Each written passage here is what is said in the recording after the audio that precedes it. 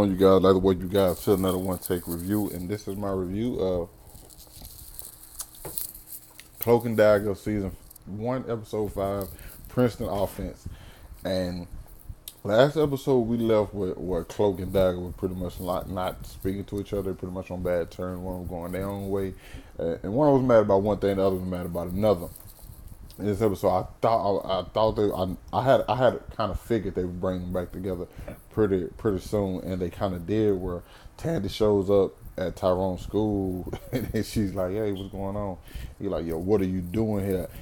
And also, last episode we saw that the lawyer guy that was helping Tandy pretty much was murdered, and she went and got back all his research, everything that he been looking up and going about with Roxanne, and now she found out like, yo, she's connecting all the dots, but she just is one person missing from everything, and then she starts to see, and the fact that she tell him like, yo, I know how to control my power better. You know, I touch somebody now, I can just automatically see their hopes, you know what I'm saying, wishes and stuff.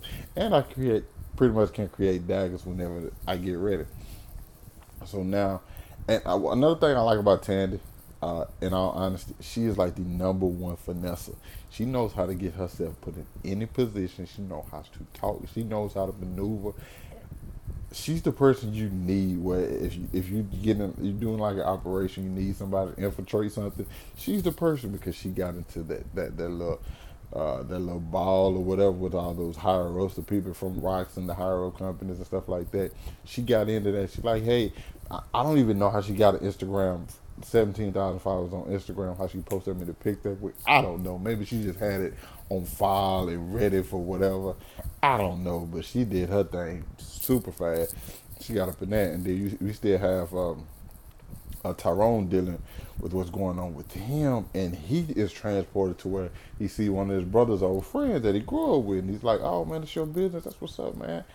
I hate that we we don't talk as much, we don't see as much. Like, yo, we root for you, and we thinking everything's sweet because I'm watching something like, okay, everything good, I guess."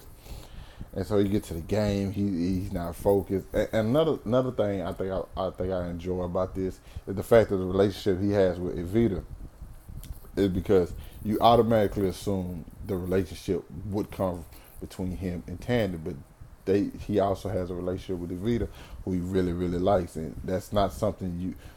It's not like they're straight. Oh, these two have a connection. Cloak and Dagger have a connection. So boom, them two. No, he has a connection with somebody else.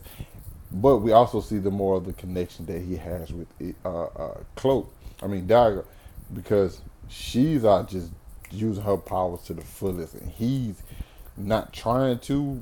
But since they're pretty much connected to one another, the more she uses her stuff, the more his stuff is going to be, you know what I'm saying, out of control. And we saw that during the game. One thing still bothers me to this day. Don't really care about how they put it, want the show to portray it. I still don't get it because when everybody was guarding him on that last play, and he was seeing all their fears because he can see people's fears, and I know he's seeing people dad getting beat them or arm and stuff. Cool. Why does he miss the shot? You don't have to explain. And then he smiled. I'm sorry. I'm too much competitive. I love basketball. He should have made the jumper. Get the game over with. Why do you miss just because you can see their fears? You see your teammates' fears. I'm pretty sure theirs are probably similar and just as bad, but you pretty much let them down with that weak shot. You look like, when he shot it, he looked like Carson off Fresh Prince. You know how Carson took the ball from Will, threw it up? It was, that's what it reminded me of, bro. Just make the ball, man. That disappointed me. Or just pass it if you weren't going to try to make it. Shit. Anyway, because I never got there. And then he was trying. Of course, he was transported there with Dagger, and he was like, "Yo, man, you need to chill out." You know what I'm saying? Instead of using your powers. And another thing, it's so many different things, and it's starting to not necessarily tie up, but you see everybody has some kind of connectivity. Where we see Detective O'Brien, not O'Brien, Detective O'Reilly. The lady cop, first time we see her, she's having sex in the cop car.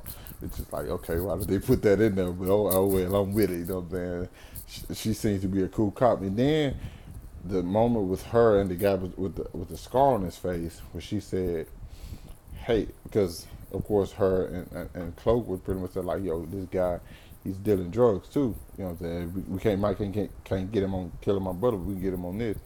And they had a moment where she was in there snoring lines of coke, and he came in there like, yo, if I was here to bust you, you know, I would have brought the squad with me. And so he snorted a line of coke. He was like, yo, we might need to link up together. And so she was telling him a story about, I used to have a dealer that you couldn't come in unless you snorted a line.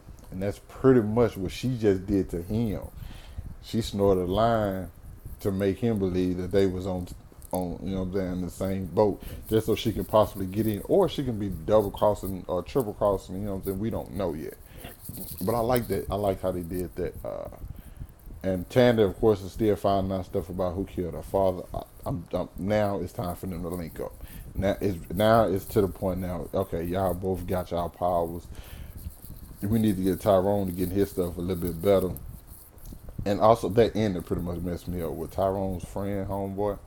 Yeah, Tyrone's brother, homeboy, is talking to the guy who shot him. And he even brings up the fact that he shot, like, you want to shot my, like, that messed me up. I said, yo, I ain't gonna, it wasn't bad. I think that was probably the best part of the episode because it wasn't something you was expecting. I was just like, wow. So it's real now. So what's really finna go on? Because we still got Tanner doing her thing. We still got my boy Tyrone. He got to come into grips with his power. He got to be able to start being able to control it. But good episode. I was finna say Black Clover. I don't know what Black Clover, Cloak Dagger. It kind of seems similar to me. But I'm enjoying it thoroughly. This episode to me, only thing I ain't gonna say I didn't like, it kind of felt kind of stagnant. It kind of felt like it was in one place for the entire time. I feel like we really didn't move forward, other than her find out a few things, that stuff with the detective, and we seeing what's going on with his brother's friend. I felt like it stayed in one place a little bit too much. So, and I feel like it didn't progress the story enough for me. Other than that, I enjoyed the episode. You guys let me know what you thought about it down in the comments. Hit that like button, subscribe to my channel. Catch you guys later.